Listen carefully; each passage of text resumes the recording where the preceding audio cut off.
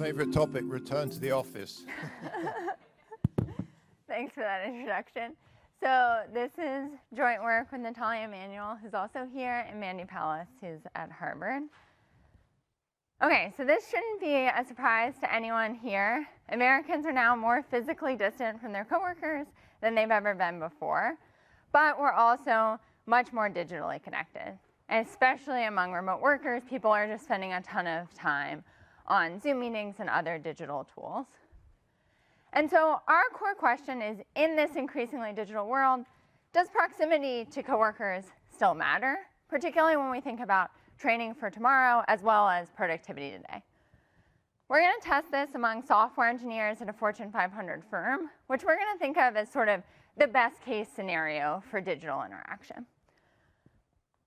This setting is also going to be nice for us because it gives us just a lot of data. We see information about program quantity and quality, and we also see the feedback that engineers receive on their code during code reviews. And so this is going to give us a direct measure of a form of on-the-job training. This particular firm is also going to have some nice variation in engineers' proximity to one another when the buildings were open.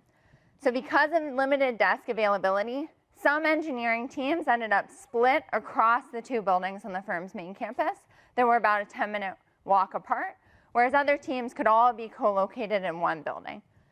And even this short distance changed some team dynamics because even short meetings would then sometimes move online. So in some senses, those distributed teams were already acting a bit more like remote teams, even when the offices were open. We're going to look at how that difference in proximity manifests in terms of these outcomes of interest when the offices are open. We're going to see that basically when the office is closed, all those differences are going to disappear. And so our preferred estimates are going to focus on that difference in differences strategy. We're also going to be fortunate to be able to see this natural experiment kind of run in reverse. And we're going to be able to see what happens when the offices reopen, and we see a lot of differences reemerge at that point, when there are again differences in proximity across these different types of teams. So for those of you who have seen this paper before at this conference, I just want to flag what's new to this draft. So we now have data on program quality, which we didn't have before, and we also have this information about what happens when the offices reopen. Okay. So before I dive in, I just want to give you a little bit of context about how software engineers do their jobs. I spent one summer as a software engineer, which probably gives me just enough information to be a little dangerous here, but I'll try to be true to what the software engineers at the firm have told me about how they do their job. We think that this firm is relatively emblematic of online retailers in terms of the tasks that the engineers are doing. They're working on the website, they're working on the back-end databases and internal tools for the company. And we're going to see about 3,000 total engineers over the course of our period. This gives you some sense of the software development process. So because the engineers of the firm are doing really important things for the firm's bottom line, they really don't want mistakes. So every time you work on a new program, you have to branch it off from the master code base. Then you work on your draft. You have to send it off to someone else who's going to review it. Then they're going to give you a set of feedback. You'll have a back and forth. Then if you get the green light, then it gets merged back into the master code base and can ultimately affect production level code. We've tried to denote with the two different dogs that the one reviewing the code is often more senior than the one who wrote the program. We can do that more technically by looking at the histograms.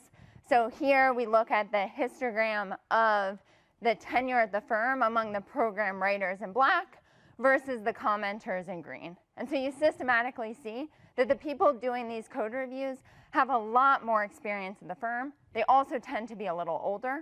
And so you might think they have more information about how the firm works, and then also just more general information about how to program effectively. So a lot of this code review process is not oriented just at making sure there's no bugs in this particular code. We've been told by people at the firm that a big purpose of this interaction is to also make sure that people get these learning opportunities to write better code going forward. Okay, so with that background, I'm going to dive into our first result. So here on the x-axis is the time. We've highlighted when the offices are closed. The y-axis is the average number of comments that people are receiving per program as part of those code reviews. So what we see here is that engineers on these co-located teams who are all in the same building, they receive about 20% more feedback on their code than engineers on these distributed teams while the offices are open.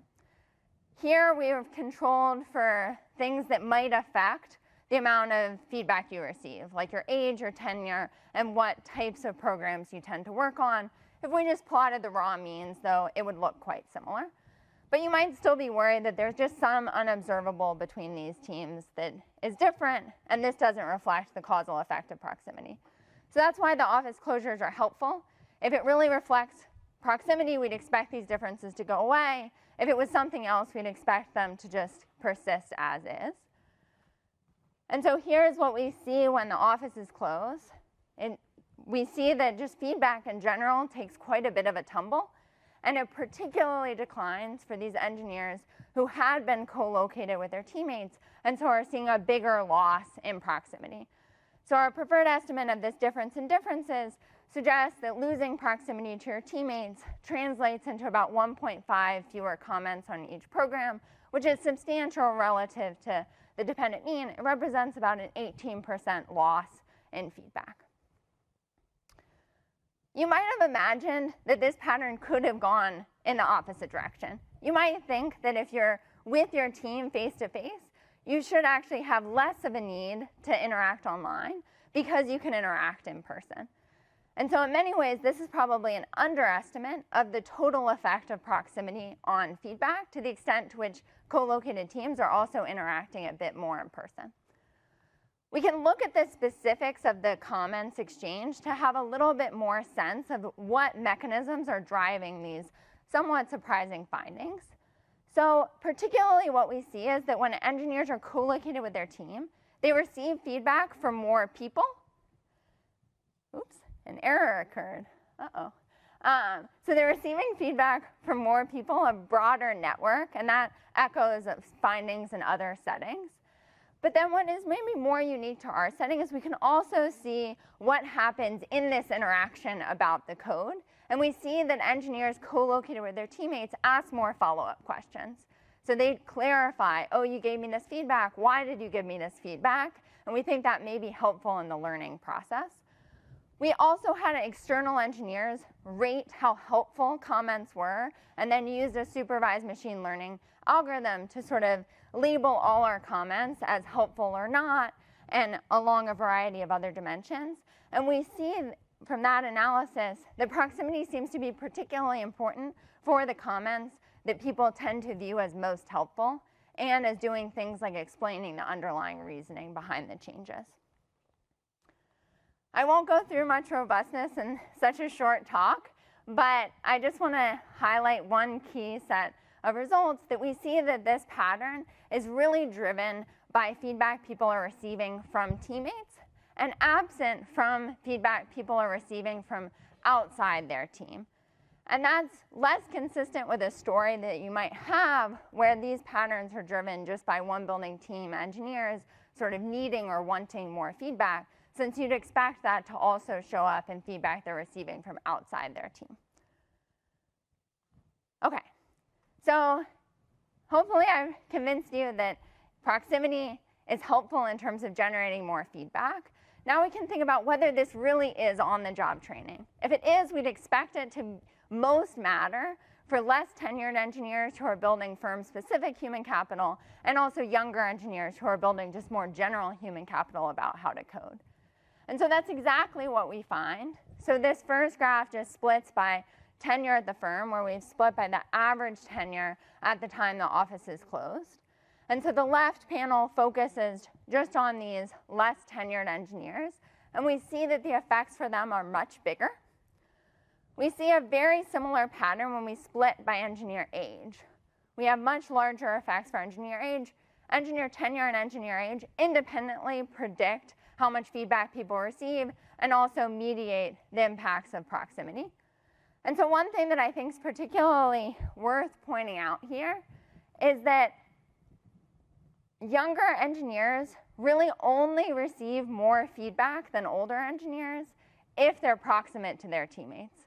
So if people are distant from one another, older and younger engineers receive exactly the same amount of feedback, even though you might imagine younger engineers have a lot more to learn from their coworkers. And in results I won't have time to talk about today, we also generally find that at any given age or tenure, the effects tend to be larger for women. And we find suggestive evidence that's because women seem to be particularly reluctant to ask for feedback when they have to do so remotely. Okay, so now we can dive into other outcomes. So you might think that with all this feedback, we'd hope that people end up writing higher quality code if it's really building their human capital. And so unfortunately, the company doesn't have records on code quality that cover the period around the office closures, but they do have these measures of code quality that go back to December 2020. And so we're going to use this in two different ways. The first way is we're going to think about long-run differences in code quality across engineers that spent time on one versus multi-building teams before the office is closed. We're also going to look at what happens to code quality around the office reopenings. Okay, so we're going to measure code quality in two pretty standard ways among software engineers. The first is we're going to think about the share of engineers' new files that end up getting deleted in 6 months. This is often emblematic that your initial program was such a tangled mess of spaghetti code, someone came back to it, they tried to edit it, and they just gave up and decided to just start afresh. I'm sure we can all have experienced that with our own code. We just went back and we're like, what was I doing here? I'm just going to try to start over. And so what we're seeing here is that engineers on one building teams are about 2 percentage points less likely to add files that then pretty quickly get deleted than engineers who had been on these multi-building teams and so got less feedback when the offices were open. One thing that we find particularly helpful in this analysis is that because these are measured quite a bit after the office closures, there's been a lot of team reshuffling in the interim. And so there's lots of teams that have people who are trained on one building teams and also have people who are trained on multi-building teams. And we find that even with team fixed effects, we're seeing this differential, that on a given team, engineers who have spent time on one building teams are writing higher quality code. We see very similar outcomes when we're thinking about a more extreme measure of a problem in the code, which is introducing a bug, which we measure as you make a set of changes, and those set of changes get just immediately reverted. It's sort of like a Control-Z on the program. We just want to take away your changes because they likely generated some sort of emergency in the code base. And so here we're seeing that engineers who spent time on these one building teams and so receive more feedback, about half as likely to introduce these bugs in the long run. Okay, so the other design we're going to do is we're going to think about the office's reopening. So for this, we need just a little bit of background about our first stage of how much these reopenings are actually translating into changes in proximity. The first RTO didn't actually do much in terms of people spending more time face-to-face with their teammates. The second RTO that asked engineers to be back 3 days a week and was also a little bit more rigorously enforced, that led to a bigger increase in proximity to teammates and also a bigger difference in proximity between engineers who are on these co-located teams where everyone was assigned to the same office building versus these engineers who are on distributed teams where even though they may go back into the office, their teammates are going to be going into a different office and so they won't be face-to-face with them anyway. Okay, so then we can see how this translates into code quality. And so here on the y-axis, we're looking at differences in code quality between engineers on co-located versus distributed teams, where being in the negative quadrant is good because you're having fewer files that you add then get quickly deleted. So what we're seeing is that in the second RTO, we have some evidence that these engineers on co-located teams who are spending more time face-to-face with their colleagues are actually writing higher quality code. Now, our story would be that this effect should really be driven by people who don't have a lot of experience, because those are the ones where their feedback they receive is most sensitive to proximity. They also have the sort of most to learn from their coworkers. And so that's exactly what we find. We find that this effect is really being driven by these less experienced engineers, where we either measure less experience by either age or tenure. We see the effects are much more pronounced for them than they are among these experienced engineers.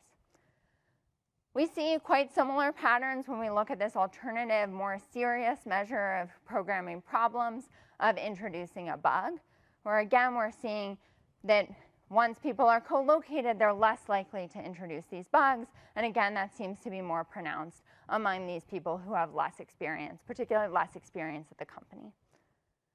Okay. So far, it looks like being proximate to your teammates is very helpful, but we can also now look at whether it has an opportunity cost, whether all this mentorship that happens in the office is costly for particularly senior people's time as they give these junior people all this feedback. So again, we're going to look at that around the office reopenings. And here we're seeing in this second RTO that engendered this substantial increase in proximity to teammates. We're seeing that engineers on these co-located teams started writing about 1 fewer program per month off a base of about 8 programs per month. So a substantial decline in productivity. Our story would say that this should be driven not by the junior people, but really by the senior people who are the ones who are giving mentorship.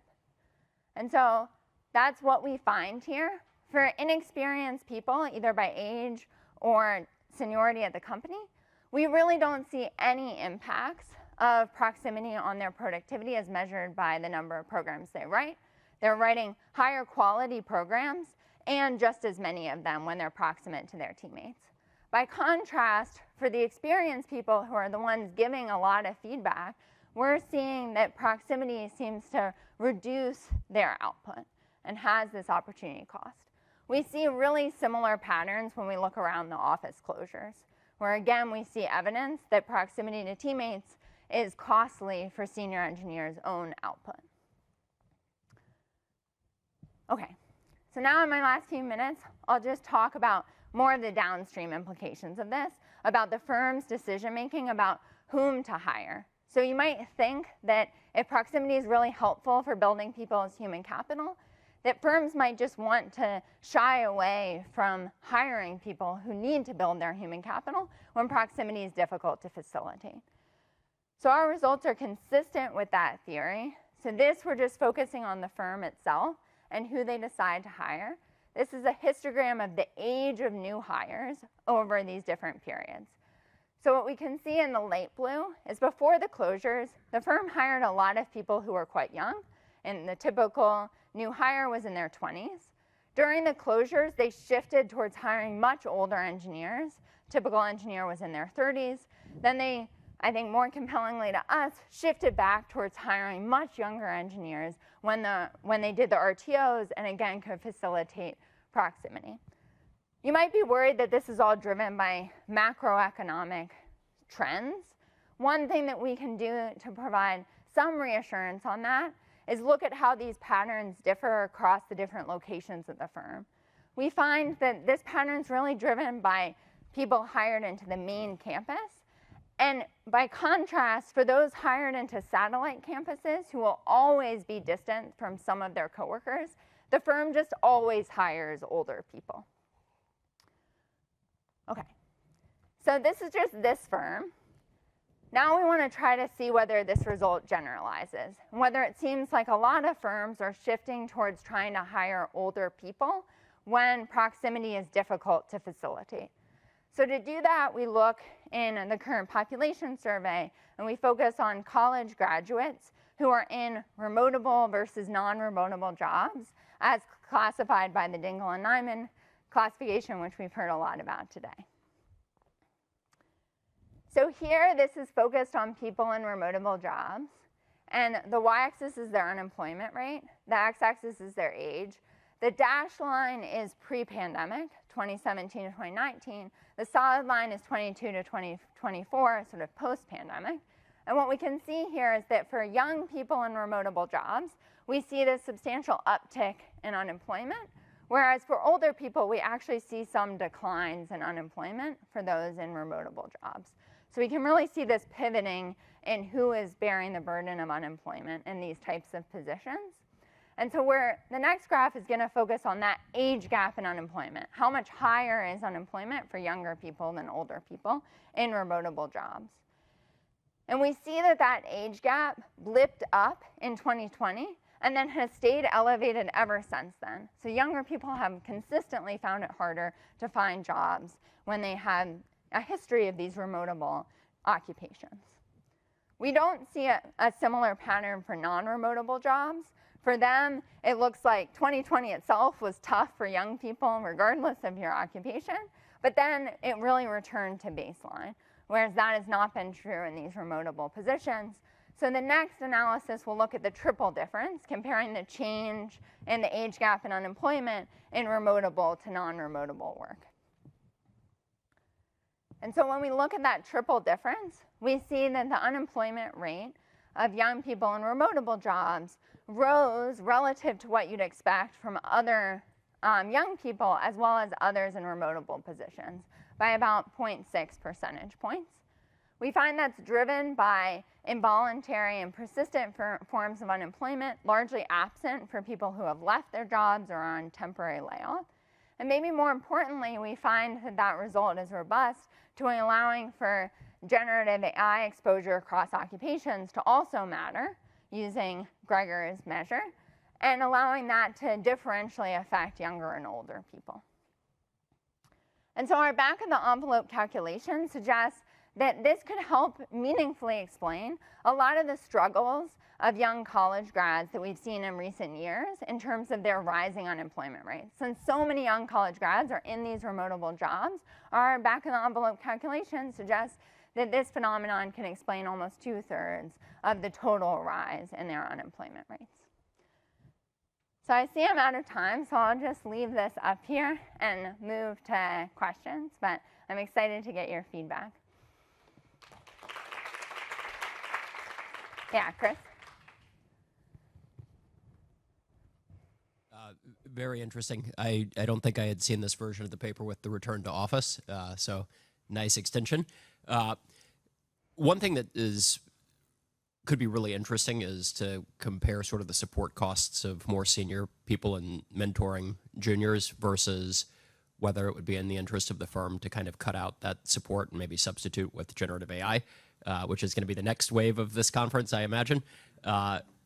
To say, you know, how much of the wage cost of a senior engineer, if you have wage data, goes into the time use of supporting someone who is junior. And then if you sort of think about this as a model of hierarchies where that senior person is like a manager or a mentor, you can think about what the skill gap between the juniors and seniors would be in terms of how much time a senior is supporting a junior versus doing their own tasks. And then think about what it would take for the firm to be on the same isoquant as the technology changes as you move across the wage schedule. Yeah, I think that would be super interesting. I mean, one descriptive thing is that it is the case that just as people spend more time at the firm, the amount of comments that they're giving other people just rises a ton. And so their own output is actually pretty flat. Even though you might imagine they're getting more effective, they're just reallocating towards like giving other people feedback. So yeah, I think thinking about how all these dynamics are going to be shifted with generative AI is a really interesting one. Yeah, Steve. Very interesting work. There's a contrast between your firm-specific results and the macro results. The firm, for your particular firm, the firm apparently concluded after the pandemic that it was better to bring people back to the main office at least. Okay, that was the more cost-effective solution. But in the aggregate data, you don't see that, as indicated by your unemployment rate data, which suggests that the aggregate of firms is making a different decision, more in line with let's just cut out these younger, high maintenance workers and focus on the more experienced people, possibly because we're substituting towards AI or outsourcing abroad at the same time. I don't know, but there is a contrast between your firm specific and your macro results. Yeah, and that point is very well taken. I mean, something that I didn't have a chance to share is that like the people who are trained on one building teams are slightly more likely to quit for higher paying jobs. And so I think that that's some evidence, like a lot of the at least general human capital part is not being well trapped within the firm. And so it might be rational for the firm to be like, well, our senior people will be more effective if they just don't do this type of task. And remote work seems to be one way that it reduces maybe social pressure to engage in this type of activity. So that's a great point. Yeah. Yeah, it was great. It was super interesting to see the update. One question I want to ask was, in the earlier version, you had a result. I think that it was particularly female managers that got asked to give help most. Do you see in the return to the office, are they the group that loses the most? And if so, is it like they're more approachable? Yeah, a question as to why. Yeah, so we do see that effect. I mean, a tough thing for us in this setting is I think the results on women are so interesting, but we only have 20% of our population who's female, so always our standard errors get quite large. But yes, we do see that same pattern around the return to office, that the negative effects on output do look a little bit more pronounced for senior women than senior men. And I think that one likely reason is that they're just a little bit more approachable. We could potentially try to do more in our data to suss out whether that's like the exact right mechanism. And a related question is like, does the firm take into account the multitasking? I mean, I think we talked about principles. So, you know, the old, I think it's Holmstrom-Milgram, that if you have two activities, you want someone to do like write code and mentor juniors, and you only reward one write code. Of course, they under-provide on mentoring. So do you know in the performance review, because in the data, if you look at managers with the biggest drop in performance, are they also the ones that are they more or less likely to get promoted? Because I can see it going either way. A superstar manager builds their team and therefore has a lot of performance drop. Because there's gender is one dimension, but another is how much they've been promoted in the past or their performance reviews or something. Yeah, I think we could definitely do more than that. Something we got in the additional data collection is we also have like the text of the performance reviews. That would be great. So I'm not sure how much traction we'll be able to do on this. I'll just have to look back in the data of like exactly the time period of that. But you have data on something that comes up all the time whenever you talk to professional service firms. So law firms are classic on this because partners get rewarded for fee income. But partners are supposed to do two things, generate fee income and mentor new associates, and they tend to only get rewarded for one. So they totally under-provide on the second, and it's just a management failure. But if you had some data on to what extent? Yeah, I think we could parse sort of the feedback and see how much a manager, when they're evaluating their underlings, are talking about, are they mentoring other people, or are they just focused on like their own output? Yeah, I think that would be really fascinating. Yeah. This was so interesting. I was just curious if you were able to ask the firm that you're working for more about their intentions short-term versus long-term, because I think it's interesting if you have the generative AI, but then no firm is willing to train their engineers, eventually you run out of supply. And so I don't know if that comes from the performance reviews of what they're valuing now in terms of initial idea, like did they before value the training of younger engineers or not? Where that idea comes from. Yeah, no, that's really interesting.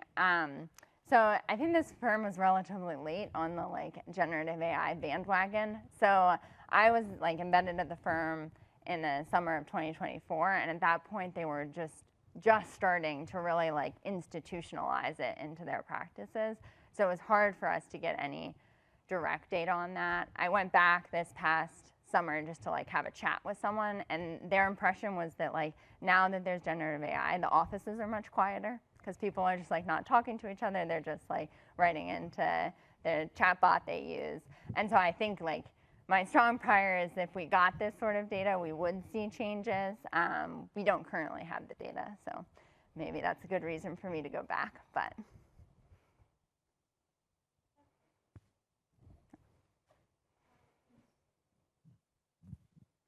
I think I've seen some research showing that mentoring actually, helps you think and become better as well at, a task that you might do regularly. And so I'm curious whether the folks who are mentoring, even though they might be spending less time, do you see an increase in their code output as a cause of actually spending the time mentoring other people? Does that make sense?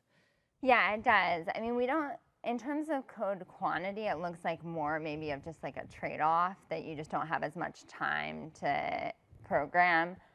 I mean, in terms of some of the code quality stuff, it looks a little bit more like when you go back to the office, the senior people also see some improvements on code quality, at least suggestively, which might be that mechanism of the mentorship helps them too, but we don't have direct evidence on that. That's an interesting thought. Thank you. Okay, so first of all, I want to thank the conference organizer for having the paper on the program. And after listening to the previous presentation, I don't know whether I should say make my life easier or harder. A lot of results are very much consistent. We study return to office using a different setting. So the title of the paper is The Impact of Return to Office Mandates on Equity Analysts. Equity analysts, I don't know whether you have been to an earnings call. Tesla made the earnings call yesterday, and a few analysts asked a question. I'm studying those people. Sell-side equity analysts. Why sell-side? Because the buy-side, they also write report, but internally it's not public available. So we study sell-side analysts. Some of those people are very well known on the Wall Street, and not every one of them. If you want to talk about the total population of equity analysts, sell-side equity analysts, there are about 3,000, 4,000 of them in the US. And half of them live or work in New York City. Okay. We've seen this graph at least 3 or 4 times. I'm not going to repeat that. It's a hotly debated topic. I think even today, see news articles on return to office mandates almost on a weekly basis. There's so many of them. The federal government, Washington Post, Amazon, many of them. Jamie Dimon is probably very well known in this particular regard. We actually largely manually collect news articles on return to office mandate discussions. We got a few hundreds of them, a lot of repetition and those type of things. But we did a very simple textual analysis. Those are the topics they actually mentioned. Like when Wall Street Journal talk about a particular return to office mandate, what type of words or topics they actually mention. There are not that many surprising things here. It summarizes basically most of the hypotheses we have been discussing. Organizational culture, employee engagement, employee autonomous work-life balance, and there you also see in-person collaboration. This covered the period roughly a few months after the outbreak of COVID. So at the very beginning, I think at least 2020, 2021, and small part of 2022, they were also talking about safety protocol because COVID was still going on. But 2023 and latter part of 2022, no one was still talking about safety anymore. Okay. The debate, there are positive side and a negative side. I'm going to skip this since I don't have to talk about this for this audience. I have a literature review. As I just mentioned during the break with Steve, I think I need to update the literature review because the literature moves so fast. And I didn't know IMA's paper had a RTO. And I saw the 2023. Now we get a 2025 version, so it's got more and more related to what I'm doing. So sales analysts, they are high-skilled workers whose tasks are high stakes, very important. I can give you a rough number. If a typical analyst issue a report, upgrade let's say, from hold to overweight to buy, and the market reaction can increase by 1%. Okay, the stock price can increase by 1%. That's a typical analyst. Okay, star analyst, the price impact will be even bigger. Those are very important people on the Wall Street, and market perceive that they actually have a lot of skills in analyzing the firm they actually cover. Okay, it's creative, the coordination intensive. Very often they work in teams, and the time consuming. We actually know when they actually publish their report. Very often it's 2 a.m., 3 a.m. So they work pretty hard. And we have the analyst characteristics. We know their age, and they're not very accurate, but we roughly know how old they are. We know their gender. We know where they live. Not the exact address, but like kind of a which city. We can also measure analyst performance. So the most important job they do is to give you earnings per share forecast for the next quarter, next 2 quarters, next year, and then we can compare the actual earnings per share. That's how we are going to measure their forecast, quality of their job. Okay. The methodologies we manually collect is certified return to office mandate done by brokers. I have a table showing which brokers they are, like Goldman Sachs, Morgan Stanley, Bank of America. They're all in the sample. Then we do a stack the difference in difference analysis. Compare return to office analysts. Those are treaty analysts, and with other analysts who are not treaty, those are controls. But basically, they are covering the same firm for the same period, fiscal year. And then they issue the report roughly at the same time. Okay, it's very short time difference for their issuance. Okay, you roughly can think they're doing exactly the same thing. One is basically working office, the other is working from home. Okay. The outcome variable we examine is not just a forecast error, the earnings per share forecast error, but also forecast timeliness. Majority, I think it's 50-60% of them need to give you update immediately after earnings call. I'm pretty sure today the analysts covering Tesla, they're super busy because everyone is writing their report. Some of them already issued their report yesterday. Okay, it's so sensitive. You want to give that report as fast as possible because your investors are actually waiting for that. Okay, it's time consuming and timeliness is important. If they delay it for 30 days, then everyone else has issued their report. So what's the additional value for you to give a late report? And we also look at the number of firms they cover and also their updating frequency. And typically, they do that once or twice every quarter. Okay, and we also look at analyst turnover. So you can basically think this is very similar structure to the paper you just presented. Okay, I'm going to give you a review of the results.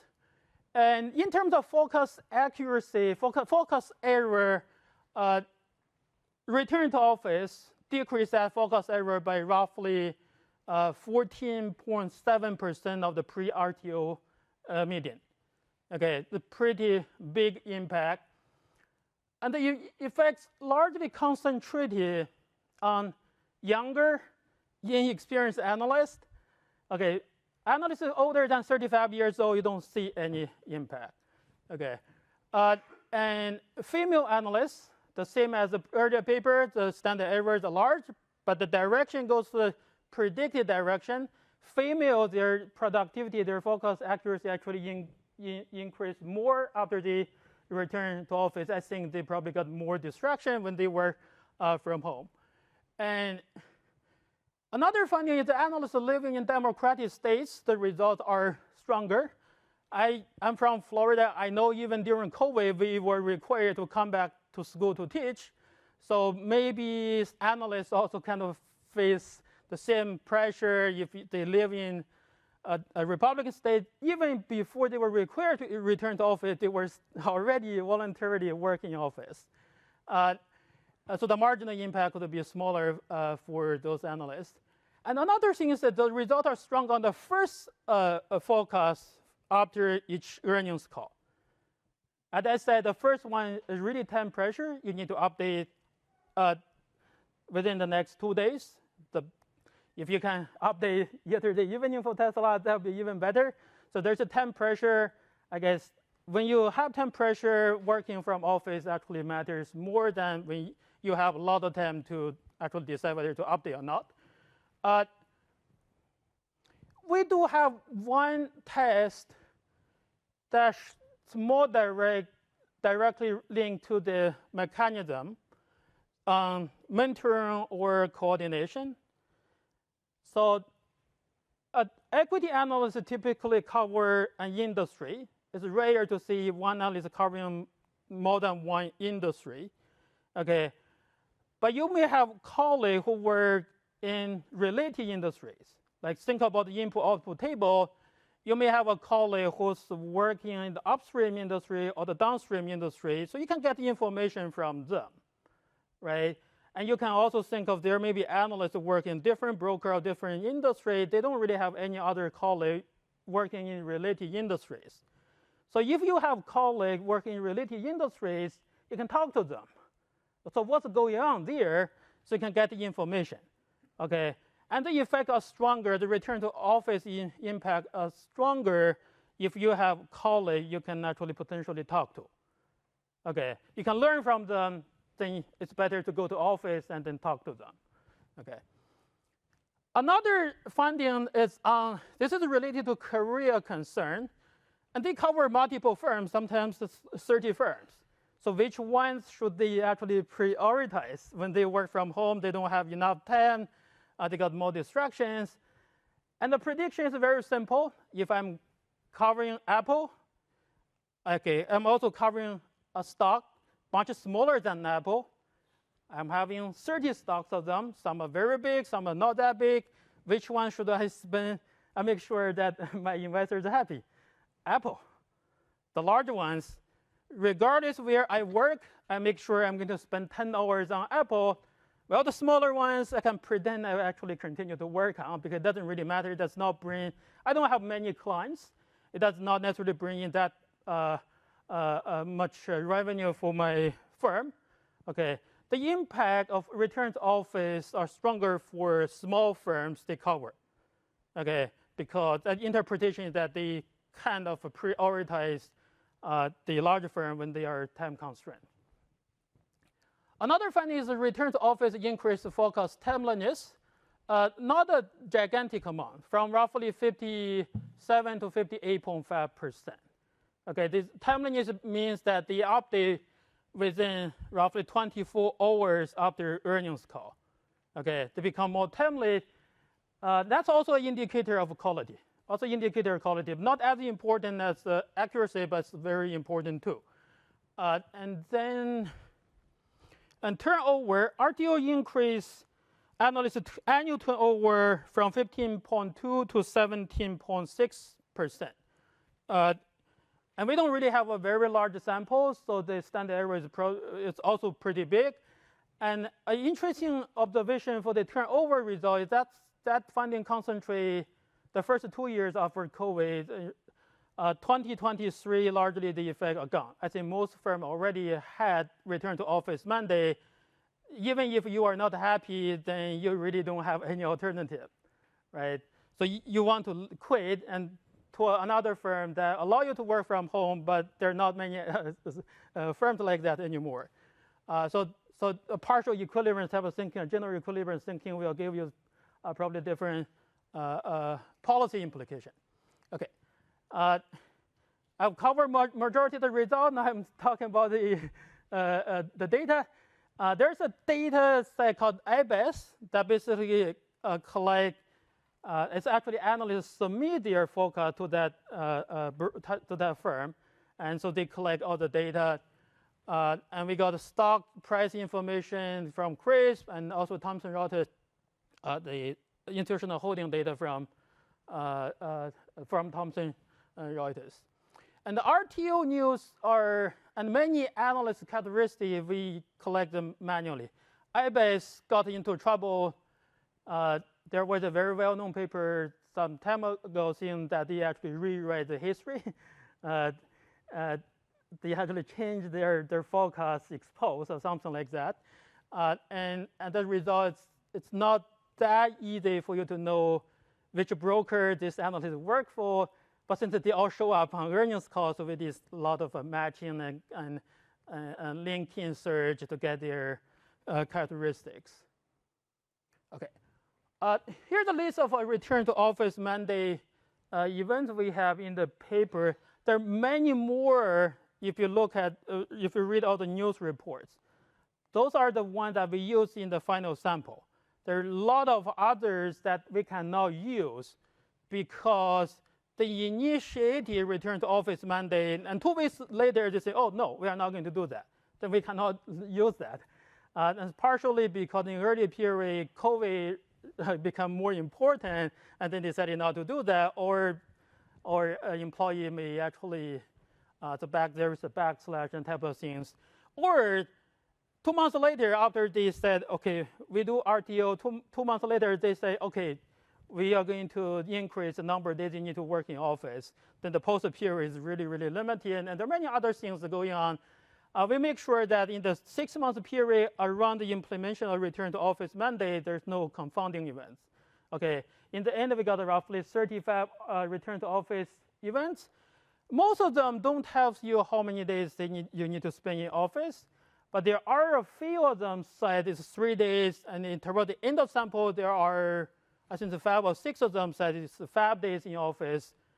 But we get a sense that the 5 days in office requirements is never strictly enforced, because several of them said 5 days in office 2022, and they said the same thing 2023. So it's not strictly enforced. Okay, we actually split the sample if they see 5 days in office, but the results are pretty much the same relative to overall sample. Okay, I got a summary statistic. We got 1,500 treaty analysts, and it controls a lot more. That's roughly 22,000. Those are not unique analysts. So in any event, if they show up once, we count them once, right? So there's a lot of repetition. And they made a lot of forecasts. And roughly, as I said, 1.5 forecasts every quarter for every firm they cover. So on average, they cover probably 20, 30 firms. Those are busy people. Anecdotal, I know a lot of them start to use ChatGPT or a large language model to write their reports.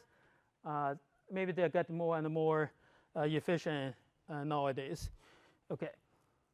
Those are the baseline regressions. I just want to tell you that we control this standard diff in diff. We control for firm fixed effect, firm fixed quarter, the interactive fixed effect. I can control pretty much everything you can think of. And we are comparing the treaty analyst, control analyst. They're doing exactly the same thing, almost at the same time. Almost at the same time. So that's the mean estimate for forecast accuracy. That's about 0.1. This is skewed by the price level. And relative to the mean, I think, as I said, is roughly 10 to 15% of the pre-RTO mean. Okay. The dynamic effect, if you look at that, you see the impact started immediately after the implementation. There's no pre-trend. Okay. You may wonder that why a firm decided to initiate RTO mandate. There's endogeneity concern. Okay. But we don't think that will have a significant impact on the result, largely because of the timing of the result. Firms like Goldman announced RTO policy typically a few months before they actually implement. Even if they have any information, they are able to predict a change of their analyst performance in, let's say, 3 months. Okay, you need a story that's convoluted, right? And Jimmy Demon, I can predict my analysts will start to suddenly do better in 3 months. That's why I decided to put up the RTO now, right? And which we don't think that's plausible. Okay, the impact is pretty large. It's unlikely to be some kind of reverse causality type of story. Okay, and this is estimate by event. You see that we got 30 fab. Most of them we get consistent evidence. That's pretty strong evidence. We kind of think this is. We were also surprised by how robust the results are. Okay, and we did a placebo. Basically, you can shift the actual return to office mandate date to a pre-COVID year. Okay, and every of them you shift because most of the brokers have been there for a long time, and can redo all the DID using those placebo dates, and got all the placebo coefficient. The p-value is roughly 2%. Some of those there are a few data points that with a pretty big coefficient. Those all show up pre-1990. Okay, where we really don't have that many observations, a very small sample. That's why the estimated error is pretty large. If we focus on after 1990, we get a p-value that's exactly 0. Okay. Robustness, we get a lot of robustness. The controls have more analysts from small brokers because they are small brokers. Wall Street Journal, New York Times may not be interested in covering them. They're molecular from small brokers, so we remove them from the control. The result pretty much the same. An interesting finding is that 2020, we'll have 4-year period, 2020 to 2023. It show up in the first 2 years and also the next 2 years. So it's not purely a COVID type of shock. 2020 to 2023, I think safety concerns were largely gone. Okay. This is the result for timeliness. We still see that they become more timely. And focus quantity, there's no change. They continue to cover the same number of firms, and updating frequency is also similar. And that's why when we talk about productivity, it's also important to think of the quality dimension, because they can pretend their work by issuing a report. You can ask ChatGPT to write a report without updating anything that's really tangible. That's not very useful for investors. And those are results of first forecast versus the other. The first forecast results are stronger. Those are the experience results. You see a monotonic finding. Younger, inexperienced analysts, they benefit more from return to office. Age and gender and the location. This is the result I mentioned about collaboration between colleague upstream and downstream, the input-output table. If you have other colleagues to talk to, then naturally you benefit more from return to office mandates. Okay, this is effort allocation. So when they are working at home, they prioritize the larger firm in their portfolio. Okay, in their portfolio. This is relatively. I can cover a Magnificent 7, but the smallest Magnificent 7 will still be considered less important to me, even though they are still pretty big firms. This is consistent with the career concern and turnover result. As I said, there are about 2 percentage point increase in turnover if you require them to work in office, but the impact largely disappeared in 2022. I guess it's by that time there are not many other different alternatives available anymore. Okay, let me conclude. Return to office mandates increase analyst productivity. It's quality but not quantity. This is largely expected if you're familiar with this particular setting. They're required to continue to cover those firms and update whenever there's an important thing for them to update. But they can kind of lower their quality to some extent if they couldn't work at hard, or got more distractions, or couldn't get the mentoring from senior colleagues. The findings suggest that work from home is associated with distraction or less effective collaboration, or if you are younger, you would receive less mentoring. Okay, you can think of a junior assistant professor who got their assistant professor job 2021. Everyone complains that no one shows up in office and they couldn't talk to anyone. And another funny is they actually strategically reallocate their attention to some extent. Yeah, I look forward to questions.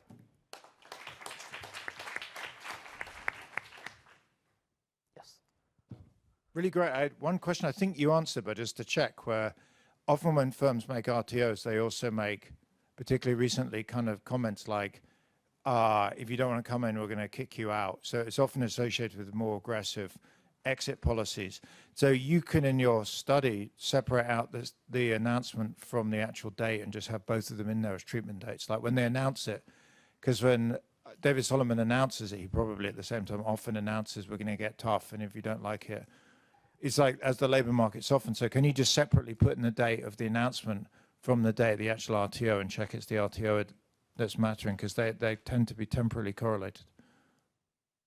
So you said that your pre-trends suggest that it's not the announcement, but quite a few of them, there's a relatively narrow gap, and some of them is a wider gap. A typical case is about 2 months. But it'd be useful, so just econometrically, I'd separate out the announcement date, and you can just agree. put them both in. Right, I agree. That's a good point.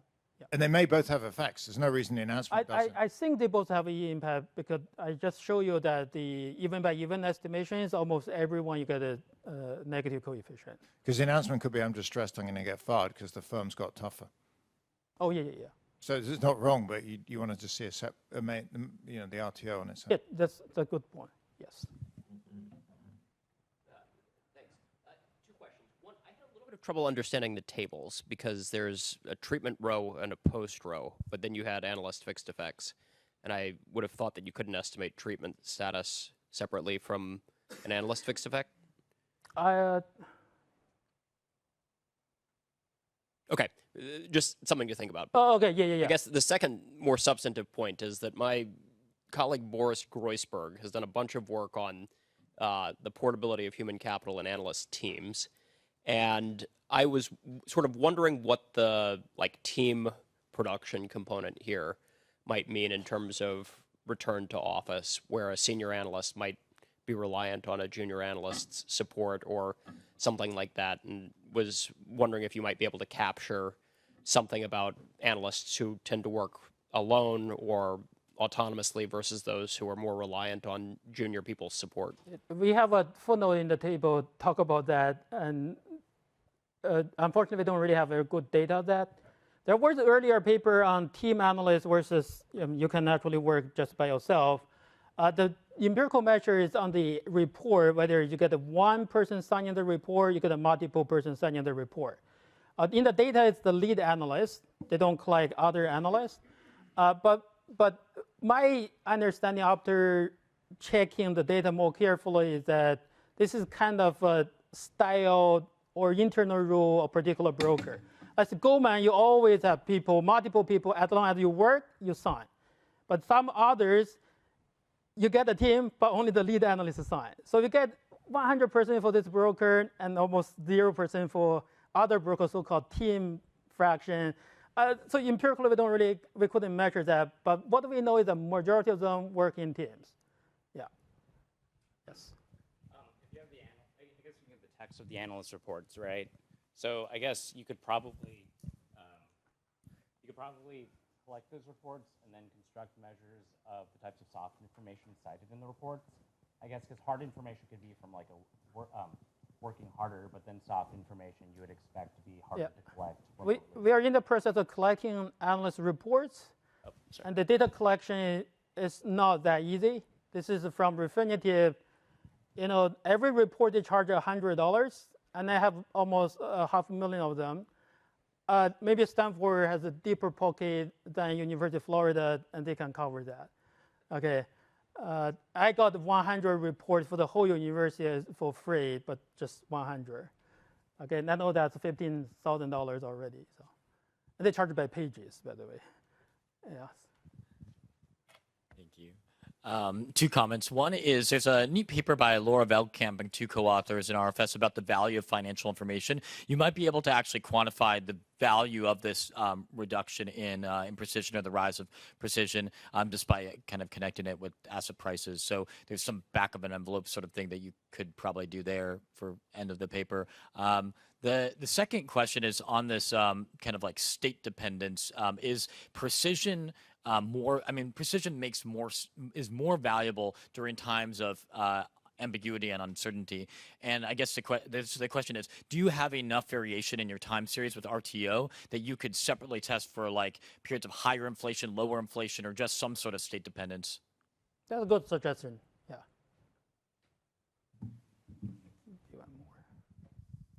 Hi. Just had a brief question. So I'm wondering about whether part of this mechanism might be just a greater willingness to share non-public information in person. So if all of your analyst team is in the office, like there are legitimate uses for non-public information when you're doing this, but there's stigma and all of the communication technologies are recorded if you're working from home, et cetera. So and it sounds like you're going to look at the analyst reports and maybe you can pick up on a little bit of that, but I'm wondering if you could speculate about that role. That's always a possibility, but the current regulation is insider CEOs or CFO are not allowed to share private information with any individual analyst anymore. This has been this case in the past 20-some years. Even when they work from, majority of the return to office, they're hybrids, like 3 days in office. A lot of them actually travel to company visiting headquarters and talk to people there. It's always a possibility, and they may have better technology to talk to people and leave no trace. You can talk on Telegram, maybe that's one channel. So, yeah. Yes. Okay. Thank you.